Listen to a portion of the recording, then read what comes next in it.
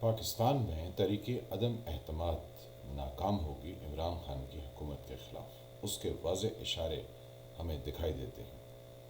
ایک تو فیصل وافڈا کی وہ اپلیکیشن جس میں ان کے خلاف پیپلز پارٹی کے مندوخیل نے کہا تھا کہ انہوں نے امریکن نیشنلٹی چھوڑی نہیں ہے بلکہ جھوٹا ایفیڈیوٹ دیا ہے، وہ تقریباً 2.5 پونے 3 سال تک کیس جو ہے الیکشن کمیشن کے ہاں جھولتا رہا ایک پینڈولم کی طرح، اس کا کبھی فیصلہ نہیں ہوا، حالانکہ وہ 5 منٹ کا ٹوٹل کیس تھا۔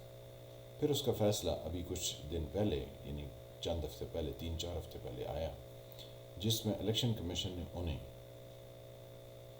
نہ صرف نااہل کیا بلکہ یہ کہا کہ انہوں نے قومی اسمبلی سے جو مراد اور تنخواہ یا پیسے لیے ہیں وہ بھی سرکار کو واپس کریں، اور وہ زندگی بھر کے لیے نااہل ہو گئے، یہ تو ہم سبھی جانتے ہیں۔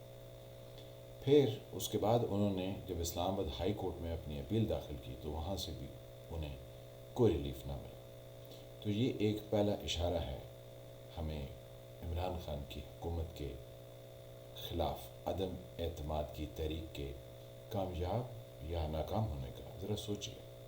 دوسرا، آج ہمیں خبر ملی ہے کہ 1 مارچ سے قومی اسمبلی کے جو ڈپٹی اسپیکر ہیں قاسم سوری، جن کے بلوچستان سے الیکشن کے دوران کوئی 64,000، 64 ووٹ نہیں، 64,000 غیر تصدیق شدہ ووٹ سامنے آئے اور وہ مسترد ہو گئے، اور پھر وہ نہ جانے کون سی میتھمیٹکس یا الگریدم یا پتہ نہیں کون سی ایسی گدڑ سنگی تھی کہ جس کے تحت ان کو کامیاب ڈکلیئر کیا گیا، اور پھر الیکشن ٹریبیونل میں یا جو بلوچستان کی ہائی کورٹ تھی، جب اس میں اپیل داخل کی گئی کہ اتنی زیادہ دھاندلی ہوئی ہے تو یہاں پر دوبارہ سے الیکشن کرائے جائیں، تو الیکشن کمیشن نے اس بات کو مان لیا اور ان کی جیت کے نوٹیفیکیشن کو بھی کینسل کر دیا۔ وہ کیونکہ ڈپٹی اسپیکر قومی اسمبلی منتخب ہو چکے تھے،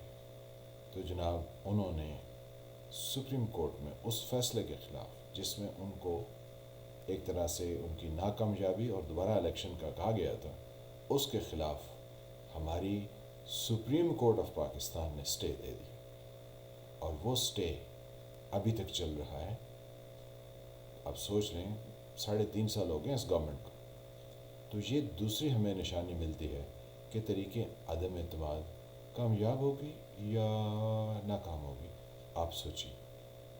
پھر کاف لیگ جو کل تک کہہ رہی تھی کہ عمران خان صاحب آپ اپنی پارٹی کے لوگوں کو بتائیے، ہماری طرف سے آپ بالکل ستہ خیرہ سمجھیے، مٹی پاؤ تو روٹی کھاؤ، تو اب وہ کہہ رہے ہیں کہ وہ پنجاب کی وزارت اعلیٰ سے نیچے کسی چیز پر کمپرومائز نہیں کریں گے۔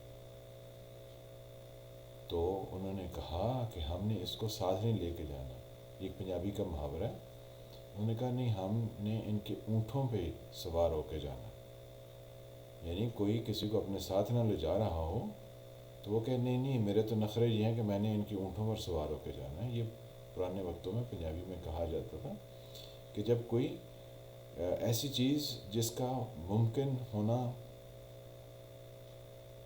نہیں ہوتا تھا تو کہتے تھے وہ تو ساتھ نہیں جاتے ہیں تو ہم اونٹوں میں چڑھ کے جاتے ہیں۔ تو جب انہوں نے کاف لیگ والوں نے پہلے تو دلاسے دیے اور اب کہتے ہیں ہم تو وزارت اعلیٰ لیں گے۔ پھر last but not the least and the most important, اور وہ کیا ہے؟ جہانگیر ترین اور MQ منائے جا رہے ہیں اور روٹھے جا رہے ہیں۔